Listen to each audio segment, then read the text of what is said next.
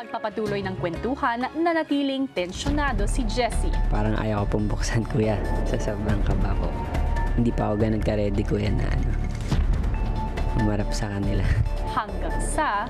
Ang susunod ay ikaw, PJ.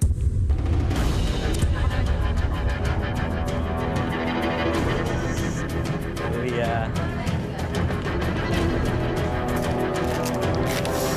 Kuya, parang ayaw ko buksan.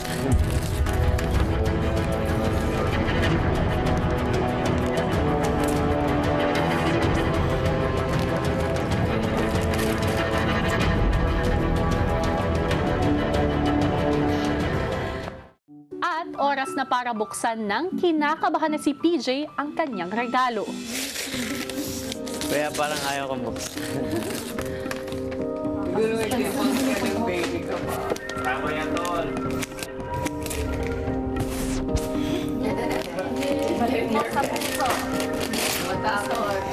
Kaya mo.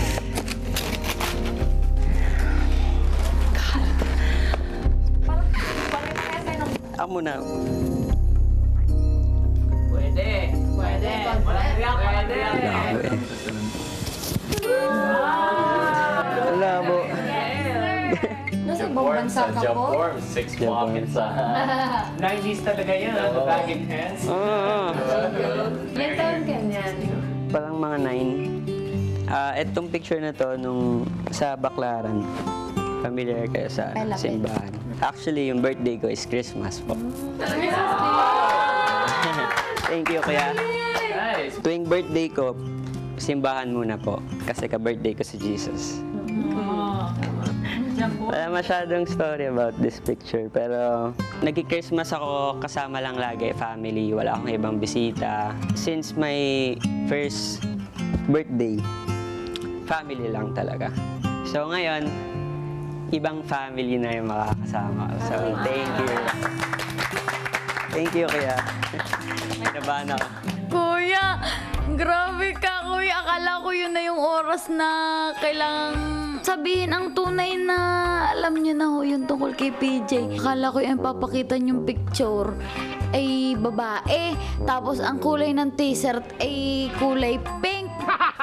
Makagaling niyo rin ho, ano. So may tanong kayo sa picture. Diba, hindi naman ligid sa kaalaman na mention mo na meron ka ng baby. So, ano yung pinaka-memorable Christmas mo na spend mo dun sa baby mo? Actually, wala pa. Kasi hindi kami ganun ka-okay nung mom nung son ko. Sana, hindi pa ako alam na papasok dito. Nagpaplano ako na mag-Christmas kasama siya. Birthday na lang. Yeah. Birthday na lang siguro. Tawag ka sa birthday. Nagigilty lang, kuya. sa story po. Kung nalaman nila yung totoong pagkatao ko po, inisip ko na yung magiging reaction ng ibang housemates po, kuya. Thank you, kuya. Ay siya, naniniwala pa rin lalaki si PJ. Kaya yun, medyo si PJ hindi na rin niya sinabi dahil wala pa naman ho ninyong hudyat na sabihin na baka kami mabulyaso ang plano. Pasimpleng tinabihan ni Baninay si PJ. Jerome. Jerome beats me. Ayun, di ba?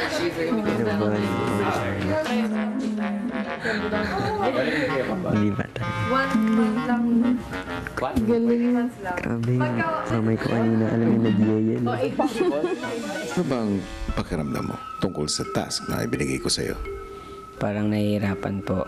Kailangan pang itago. Parang inisip ko po kung nasa babae or lalaki po ako. Parang hindi na po ako siguro dadaan sa ganun. At the end of the day, explain mo din paano ka naging trans man.